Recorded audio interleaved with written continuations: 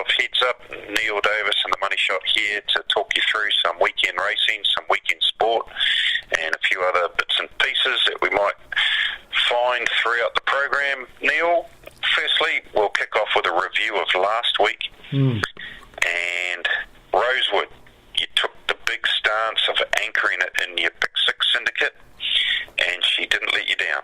No, it was on the turn though. You'd be a bit concerned, but just the way the track was playing, you mentioned in the preview last week that if the outside was the place to be, which it was, she did look to one, and I thought, oh, we'll blow it.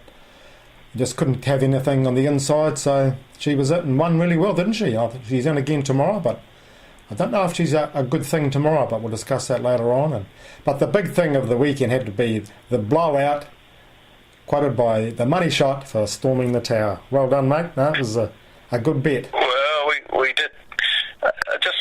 He's been running good races, and I remember when he won here at Tauranga, carrying 71.5. John Bell, was talking very positively about him, and back in that class where he was carrying far less weight, and I just thought, and I think he was $26 when I said that, and I think he ended up paying about 15. Was it 15 on the tote he paid? Yeah. So if someone might have listened, might have some followers. Yeah. They'll all be waiting with Rodrigo just didn't get that position outside the leader like we thought, and just battled really. I know when Andrew Forsman said, we're going to try and ride it off the pace again and get him to settle, because he was a bit keen at Tauranga, he mentioned. I thought, when he said that, I thought, well, he had the sand going back in his face last time. There's every chance it'll happen again, and it did happen, because the sand was still kicking back, so he was definitely beatable. So it took three others to go with him, but didn't stick in the blowout of the day, unfortunately. But he wouldn't have got the Pick 6 anyway. So he was, what was he, $1.65 out to about $1.90. He was the blowout in terms of the betting in that race. But you did redeem yourself though, Neil, with Dougie, your best bet of the day, saluting and did it with ease. And the Magic Man, Chris Johnson, showed his wares with a top-notch ride on Dougie, and he's now in Australia preparing for a little campaign over there, and good luck to the team. They love a bet, and hopefully they get a result with Dougie over in Australia. Yeah, it was a good ride by Chris Johnson too. It was back and wide and just sort of let it go forward, because it was a bit keen. Got into a good spot, and you could see on the turn it was going to bolt in, and he did. And it's good to see him taking a horse over there at the peak of his form. Not many horses go over to Australia. They normally take one or two runs, but he'll go over there set to win. So if they can find the right race for him first up, he should be a good bet. He's in my stable my race tracker to make sure we know when he's going to start next. So, but his stablemate High Flyer, which we'll mention later on, is in tomorrow, and he's got to be hard to beat. And the Bulldogs, you mentioned last week they were a good bet with that 6.5 point start, and I didn't see the game. What happened in the end? Well, they looked home for all money. They led by 14 with about 5 minutes to go. And Canberra went bang, bang, bang and scored on their last three sets and won the game. But luckily only won it by 4. So those that took the 6.5 start got paid on the Bulldogs. But those who backed the Bulldogs straight out, they'll be probably going to Noel Leemings and buying themselves a new TV after their old one got probably thrown or kicked or something like that. It was a bit of a hard watch, put it that way, if you were on the Bulldogs head-to-head to see them concede those late tries. We don't talk about your other friends. Is there any seats still on that bandwagon, or is there plenty of seats? I think they have to pay you to come on. But that was pathetic last week, and they're back into their old ways, weak tackling. I'll tell you what, all they got to do is sit down and watch that replay of the State of Origin game the other night. Watch that 10 times and see how to tackle and how to play as a team. That's what they've got to do, play as a team. They're all individuals, a lot of them, and that's the problem. Until they get that sorted out, they'll be on the downhill slide. I tried to fish last week. I managed to get one back off you. But, quite easily. Platinum Command, probably the stickier conditions didn't really suit her at Old Pretty. Didn't go a bad race. No. And funnily enough, both of them, Rosewood and Platinum Command, are lining up again tomorrow in the white handicap at Trentham. Yep. We'll focus on, we'll talk a bit about that shall we, Neil? We certainly will. Okay, we've got two quite interesting races, Money Shot, for Ruakaka and Wellington. We've got a dead 5 at Ruakaka and a contrasting heavy 11 at Trentham. So we'll do Ruakaka first. That middle distance race, the open handicap, the ITM dash or /GIB Whangarei Gold Cup. It does look like Major Tom. He's come in from 290 to 270 about 5 minutes ago, and a couple of drifters. But what are your thoughts on the race? Well, he's obviously the form horse, Major Tom, going for a hat trick on the course, and looks hard to beat, but he's creeping up a bit in the weights, I thought. So I was actually with another locally trained runner, Jake Damas, who had no luck last time when he raced against Major Tom, and certainly meets that horse how many kilos better off? 3.5 kilos better off by the look of it. Yeah. So actually might even be 4 kilos better off. So yep, Jake Damas to smash them in the cup. Yeah, and those blinkers are going on, I see too. So he's drawn 3. He doesn't get away that well though, but if he can settle sort of 7th or 8th in the, well, that'd be nice in a 10-horse field, but can't see a lot of pace, but he's got to be a chance with those blinkers going on. Major Tom, he's drawn out. Last time he got a good draw, began okay, and got a perfect run and won well. He's up, he's still carrying the same sort of weight. It's really an R85 race because Woodsman comes into the field for the open handicap and gets 60 kgs. But I'm going for number 9, IC Red. I think that was a terrific run behind Major Tom last start. First run over ground, and she was 3 wide in the open all the way in a even tempo. And I had a good look at that, and she wasn't losing ground on Major Tom down the straight. So I thought it, from that good draw at $8 and $2.45, I thought she was a good each way chance. Certainly won't be caught 3 wide from the 2-hole on Saturday, you'd like to think. Better not be. Yeah.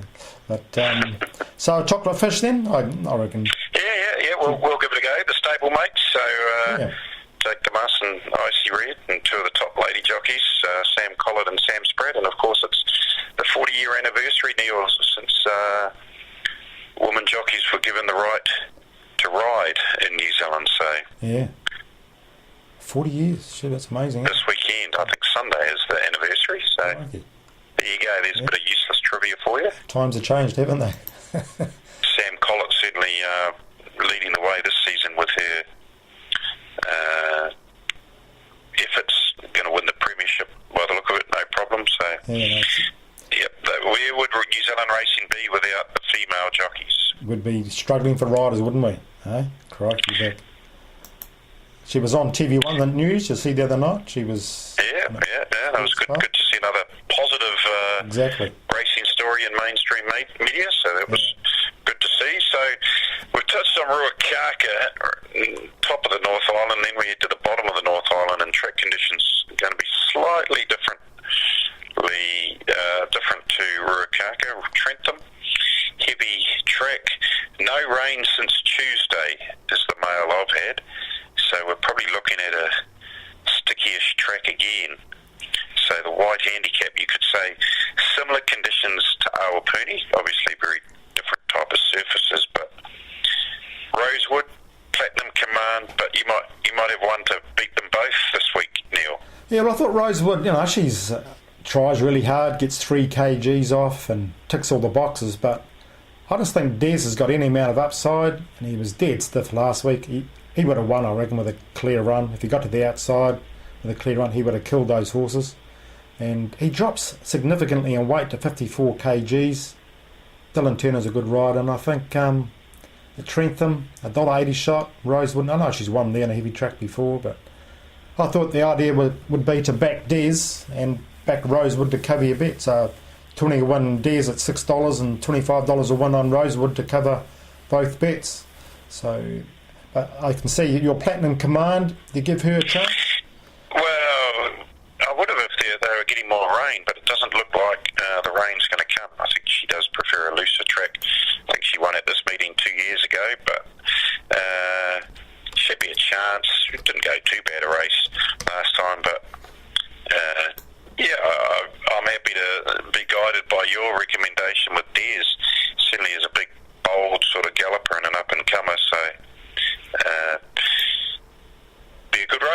good race, $40,000 wide handicap. It will be. You don't want to talk about any of the jumping races, the Wellington Hurdles or the Wellington Steeplechase, or you've no strong opinions on those? I thought Wise Men Say and Chocolate Fish would probably fight that out, but how about you? What do you think? Yeah, I thought Chocolate Fish, quite keen on Chocolate Fish actually. He was coming home well, Hawke's Bay. Yeah, he'd be my bet of the weekend. Chocolate Fish, there you go. Okay, right, that's good to hear. $4.20. May drift, I think, because the bookies were offering $1.80 for Amanu Lad and Wise Men Say for either of those two. Either or. Yep. Yeah, either or. So that means they rate their price really $3.60, don't they? Yeah. So $4.20 Chocolate Fish. I reckon you could take that $1.80 now, because one of those two will probably come down, and Chocolate Fish could even drift. It's a gamble you've got to take, but you could cover both bets and make a good profit, couldn't you? Might even do that. How about that? There you go. You've talked yourself into it. Yeah, just about it. And the Shackler looks a good thing to lead all the way again, you think, in the hurdles? He certainly loves the Wellington track and the heavy conditions. Yep. A little bit of a concern, the gap between races. Well, it's 5 weeks between races, but Paul Nelson certainly knows what he's doing. If I tell, the way she's been winning, should be hard to beat as well. But yep, I would suggest if you were tipping one, the Shackler, but you'd probably want what price have they put him up at? Where are we? Here we go. $2.20 the Shackler. Yeah. $2.20. Yeah, you'd want more than $2.20. Yeah. You'd want probably closer to $2.83. I would have thought. Yeah. But well, it'll be a good race. Always interesting racing, the figure eight circuit at Wellington, and you wouldn't say they're big in numbers, but should be an entertaining day's racing. Too right. There at Trentham, and of course you touched on High Flyer over in Australia, so he'd be interested to see how he goes in a race that's you'd have to say he's probably got the edge class-wise on his opposition, but a few other factors against him, i.e. the draw. The draw, and also Peter Locke was saying that he had flight problems, the land flight problems with him and Dougie early in the week, so that could upset the barrel a wee bit. So if he gets out and gets a clear go at them, he's a good each way chance. So hope he does it for the Kiwis. I'll be cheering for him. But nothing. I've previewed. I've got about 5 sectional specials for Australia. I've been keeping a stable of horses that I've been keeping an eye on for the sectionals and times, etc. And I've posted a few on there for tomorrow. So subscribers will know what they are, and they can have a good crack at those. Right, we'll be back with the sports preview in just a sec. Okay, back with part 3. Now, money shot, no pressure. Can you go back to back? You've done it quite a few times before when the pressure's been on. So, what do you got for us? We'll get it over and done with early in the weekend, Neil. Friday night, Chiefs Hurricanes, 7:35, Waikato Stadium. You don't see a big move like this too often in head-to-head sports markets, but these two teams opened up $1.87 a pair, and now the Chiefs are $2.45 and the Hurricanes $1.50. So to get that $1.87 now, you have to be giving away 4.5 points for the Hurricanes, but I don't think that will matter, and we're happy to take option 2003, selection 8 as it is now. Hurricanes minus 4.5 at $1.87. They were back in form last week, and I just get the feeling, despite what Chiefs coach Colin Cooper says, that they're taking this game seriously.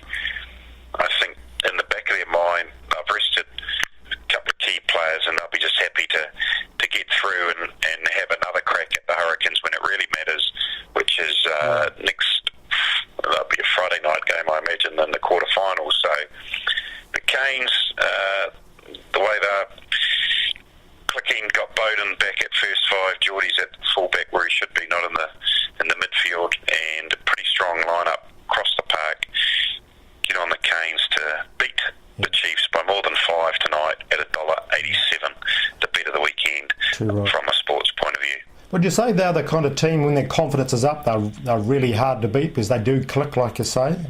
Would that be right? Exactly. And yeah, I thought the Chiefs kind of just fell in to beat the Brumbies, and it was a bit of a dubious decision right at the end. It could have seen the Brumbies threaten that victory. So, no, for mine, the Hurricanes just looking the goods. I know you'll say I'm biased, but I honestly think they'll clean the Chiefs up reasonably comfortably tonight. Oh, that's good to see. Okay, -4.5, $1.87. Nice. And if you're feeling very brave, of course, you can throw in the Broncos to beat the Warriors.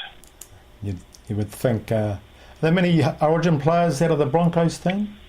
Or there's a few, but they'll all be backing up. So, from what I can see, Boyd, Oates, all their team that I've named looks pretty strong to me. So, it should be enough to see off the Warriors. You would think so. Okay, back with part 4 in a sec with a couple of brick bats and the answer to that question last week, which stumped quite a few of you. Part 4 now, where we wrap up the show, give away some nice prize. But before we do that, Neil, brick bats and bouquets, you've got some comment in regards to Australian racing sites. Yeah, I know a lot of punters study the Aussie form, and I find it frustrating because if you want to do this New South Wales form, you have to go to I use RaceNet for the form line comments. There's no link to replays on there, direct from the form line, so you have to go to the Racing New South Wales replays site to get the replays, and it's just frustrating. And like here on the NZ Racing site, you've got the form lines plus the link to the replay straight away, which is good. And in Melbourne, on racing.com, it's a strange thing where you have all the sectionals, but you haven't got the last 600 metres off the front. You have to go to the Racing and Sports website to get those. So I just think if you had one central place where all the form for the whole country was done properly like it is here, where you don't have to click here, there and everywhere, it would be much better for punters. You'd think Australia would have it organised by now, but they haven't. But worse things happen in life, I suppose, don't they, Money Shot? Huh? Well, true, but hey, if we can make it easier for people to dissect form, surely that's a good thing. Yeah. So hopefully that will improve. I haven't got any bets or bouquets. Well, I guess we'll talk about what about the Kiwi movie on Sunday night? What do you think of that? Well, I was expecting a sort of a 7 or 8 out of 10, but got a 4 or 5 out of 10. I thought the shots of the races were pretty average, and it's pretty average. There was nothing that sort of got me too excited. You knew what the result was going to be, but what did you think? Yeah, I'd have to concur. A bit disappointing. But I mean, the storyline of a battler who trained his horse by rounding up cattle and goes on to win a Melbourne Cup's a great story. So it's good the story gets told. Probably a few things irked me. Did you know that Diane Mosley, the jockey that rode Kiwi in its first few starts, she was the first lady to win a Group 1 race in Australia, and I think they mentioned that in the credits at the end of the show, but she actually did that a year before Kiwi won the Melbourne Cup, so you could argue she was more famous than Kiwi at the time, yet it didn't certainly, the portrayal in the movie didn't suggest that, but it was just one small thing that irked me. And we've got a 40-year anniversary coming up, you mentioned before. Yep, 40 years since ladies were given the right to ride in New Zealand.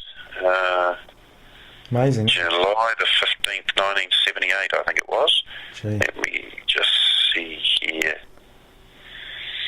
Yep, July the 15th, 1978.